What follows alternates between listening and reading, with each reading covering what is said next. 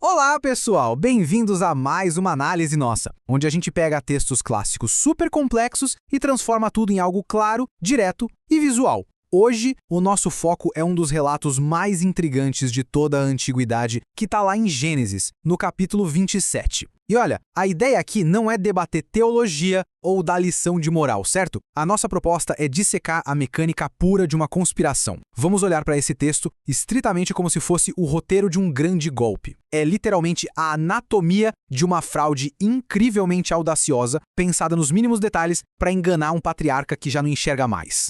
A grande questão que vai guiar a gente nessa jornada é a seguinte: como é que elementos tão do dia a dia, tão banais quanto um simples prato de ensopado e umas peles de animais, viraram as ferramentas centrais para mudar, de forma permanente, o destino e o legado de toda uma linhagem? É fascinante notar como as maiores reviravoltas na história não dependem sempre de grandes exércitos, mas muitas vezes de objetos simples que são usados com uma precisão cirúrgica. Então, vamos começar pela concepção do plano. O cenário todo começa a se desenhar quando Rebeca escuta, escondida, Isaac pedindo a Esaú que casse e prepare um guisado em troca da tão aguardada bênção final. Ou seja, o relógio começa a correr contra eles. O plano da Rebeca é rápido: substituir o filho mais velho, Esaú, pelo mais novo, Jacó. Só que logo de cara a gente esbarra num obstáculo físico gigantesco. O verso 11 descreve isso muito bem. De um lado temos Esaú, que é literalmente descrito como um varão cabeludo. Do outro, Jacó, um varão liso. Jacó percebe a falha na hora. Pensem bem, se o pai, que é cego, decidir usar o tato para compensar a falta de visão, o disfarce cai em segundos. O pavor do Jacó não é só falhar, é ser pego no flagra como enganador e ganhar uma bela de uma maldição no lugar da bênção. E é exatamente nesse momento de hesitação que a verdadeira mente brilhante por trás de toda essa operação entra em cena com tudo. Rebeca não recua nem por um segundo. A determinação dela é absoluta. Meu filho, sobre mim seja a tua maldição. Ela simplesmente chama para si todo o risco da operação. Atuando como a verdadeira arquiteta do golpe, ela empurra o Jacó, que estava morrendo de medo, direto para a ação, tirando das costas dele o peso das consequências. A estratégia e o controle do risco agora estão totalmente centralizados nela. Entramos agora na fase de execução, o disfarce de Jacó.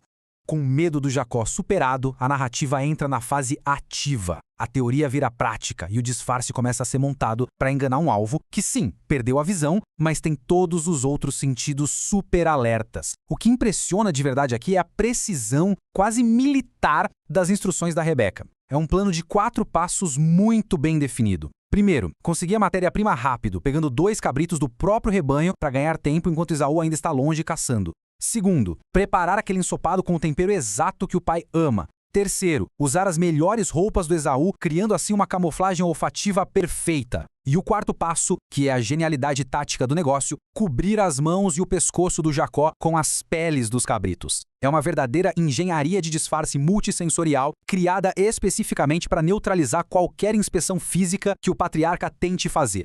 E assim chegamos ao momento de maior tensão, o teste de Isaac. A preparação acaba e Jacó entra nos aposentos do pai segurando o ensopado. Essa sequência de confronto é uma verdadeira aula de suspense, até porque o alvo não se deixa enganar fácil assim. Logo no verso 19, Jacó afirma na cara dura que é Esaú, mas Isaac é super analítico e logo questiona como ele conseguiu caçar tão rápido. No verso 20, a ironia dramática vai lá no teto, quando Jacó improvisa uma mentira pesadíssima, dizendo que o próprio Senhor trouxe a caça até ele. Isso força o Isaac a tomar uma atitude drástica no verso 21. Ele exige que o filho chegue bem perto para que ele possa tocá-lo. A desconfiança está no ar e o clima fica pesadíssimo. A história quase parece congelar nesse exato ponto. É o dilema perfeito para Isaac.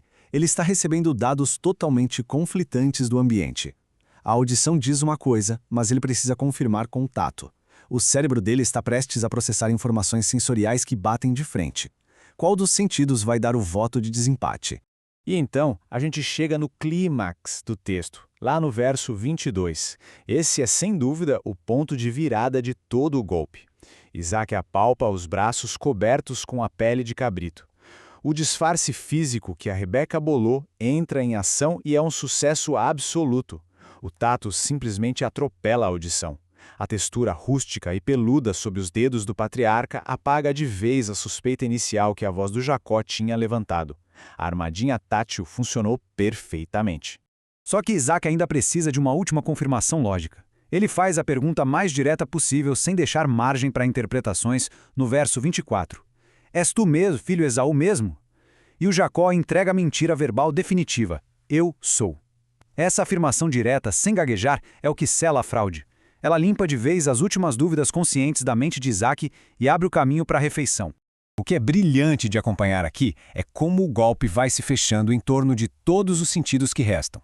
Os versos 25 a 27 mostram a cartada final.